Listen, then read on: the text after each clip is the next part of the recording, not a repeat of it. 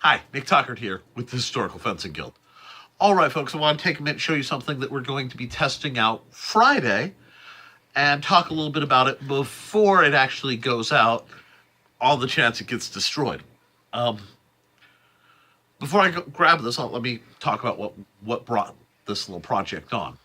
Firstly, as you guys know, I love the practical wasters that you can get, but I find the expense to be a bit much, especially since I tend to outfit upwards of a dozen people at one time.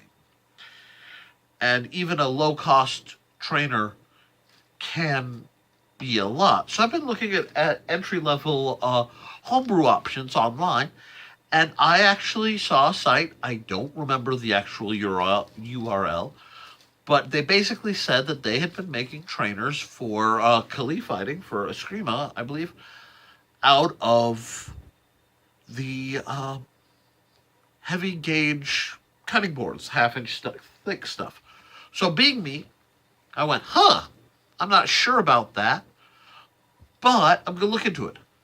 I have inbound sometime this week a sheet of a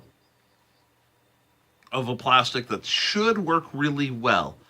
And I think it was meant to work really well because, amongst other things, it was being sold at 2 3/4 by 36 inches, which sounds to me a lot like a sword blank. And it's a half-inch, and it's a type of, I want to say, HDP. I will look it up, and when I start working with that stuff, I will put in the, I'll do a video for that. But being me, I got my sticky paws on a chunk of half-inch, and this is a spare. This is a bit of scrap for my project. Cutting board, the white kind of translucent cutting board. And I had heard that people have used stuff like that. So I got a hold of about a 20 by 18 sheet. Now, I haven't finished processing it in that I still have the majority of the sheet, but I did build one weapon. This.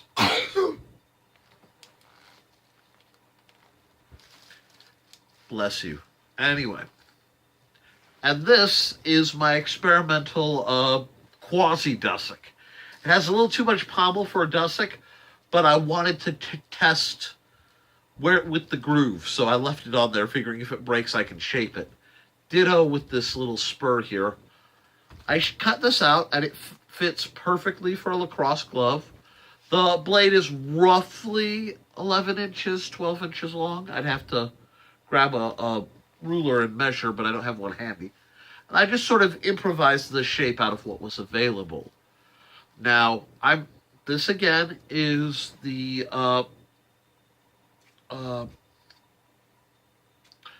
cutting board. And I'm going to see how this works.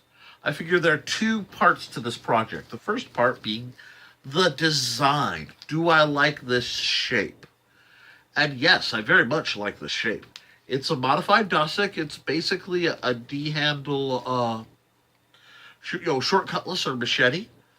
Again, it has the protuberance for the pommel because I do like my pommel parries, but I can easily cut that off and have a very fashionable weapon as an offset for perhaps the Purple Heart Armory cutlass.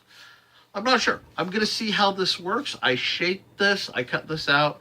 If this works well, I'll do a crafting video on how to do this. So I'm going to square this off so you guys can see. And before people ask, this little spur here is intentional. It doesn't sound like much, but this spur gives a lot more feedback for, remember I have to grip like I'm wearing my